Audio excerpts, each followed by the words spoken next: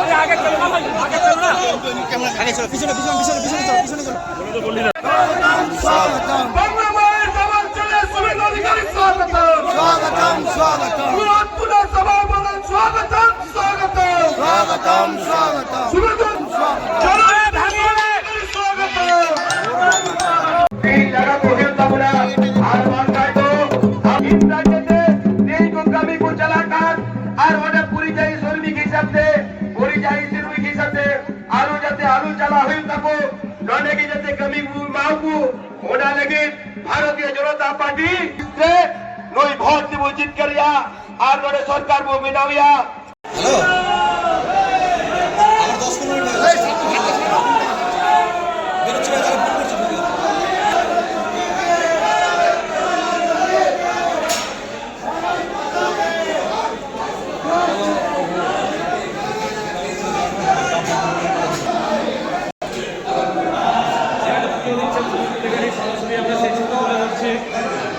চণ্ডীমণ্ডপ ঐতিহ্যবাহী চণ্ডীমণ্ডপ প্রথম বাগান সভা শেষে রাজ্যের বিরোধী দলনেতা শুভেন্দু অধিকারী তিনি পায়ে হেঁটে এসেছেন পুজো দিতে নয় জামানা ডিজিটালে সরাসরি সেই ছবি আমরা তুলে ধরছি।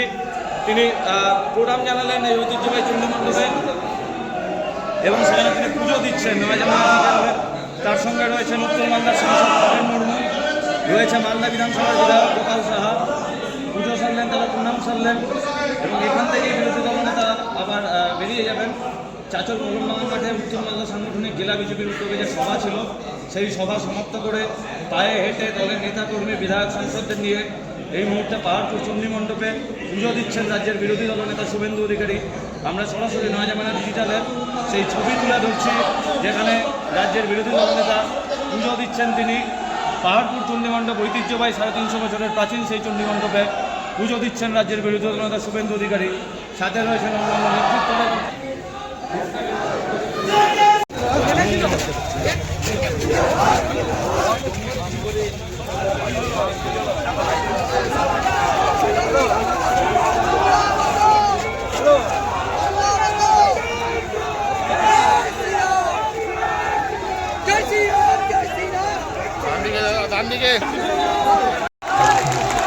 শুভেন্দু অধিকারী জিন্দাবাদ, ভারতীয় জনতা পার্টি জিন্দাবাদ, নরেন্দ্র মোদী জিন্দাবাদ, অমিত শাহ জিন্দাবাদ। এখানে কয়েক হাজার মানুষকে নিয়ে একটা প্রস্তুতি মিটিং করে দিয়ে গেল।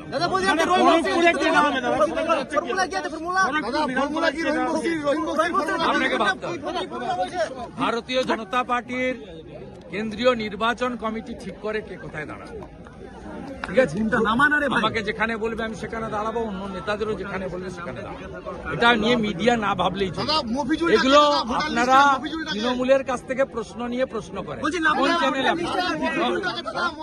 আচ্ছা, এও তো এরকম